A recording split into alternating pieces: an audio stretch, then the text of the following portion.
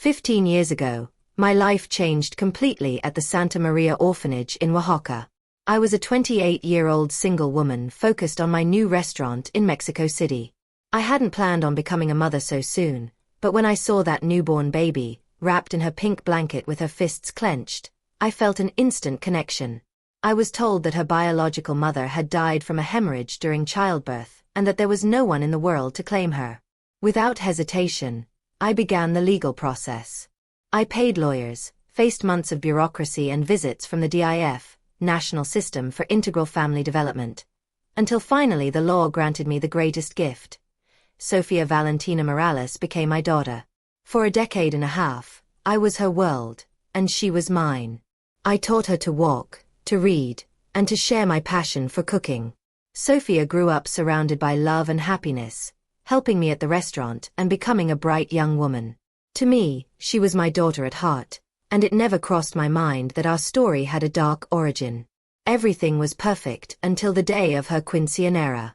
We organized a spectacular event in the Roma neighborhood, with mariachis, chamberlains, and a bright pink dress that made her look like a princess. We were about to cut the cake when the hall door burst open with a bang that seemed to freeze time. A haggard-looking woman with eyes red from crying entered the hall. She ignored the 50 guests and walked straight toward us. In a broken but firm voice, she shouted that Sofia was actually her daughter, Camila, and that she had been stolen from the hospital at birth under the false pretense that she had died. The silence in the hall was absolute. The music stopped, and confusion filled my mind. I tried to protect Sofia, demanding that the woman leave, but she wouldn't budge. She pulled out a folder full of evidence, photos of her pregnancy from 2010, ultrasounds, and a birth certificate from the same hospital in Oaxaca where I had supposedly adopted an orphan. The most shocking thing was a recent DNA test. The woman, Luz Maria, had followed us months earlier to a restaurant in Polanco and collected a glass of water Sofia had used for the analysis. The result was irrefutable, a 99.9% probability of maternity. My world began to crumble as Luz Maria recounted how the Santa Maria orphanage, led by the now-imprisoned father Eugenio Mora, operated a baby trafficking ring. They stole newborns from public hospitals, forged death certificates to deceive poor mothers, and then sold the children through illegal adoptions that appeared legitimate to people like me. My brother Miguel, a lawyer, reviewed the documents right there. His face paled as he confirmed that everything matched the reports from the Oaxaca Attorney General's office regarding the orphanage case.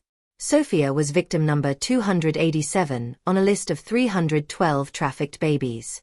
At that moment, the state police and Detective Ramirez entered the room to formalize the investigation.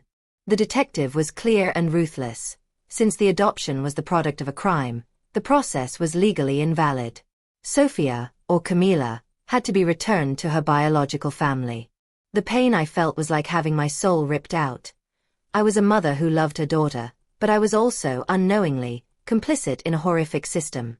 Sofia was terrified and wept uncontrollably, clinging to me and saying that I was her only mother.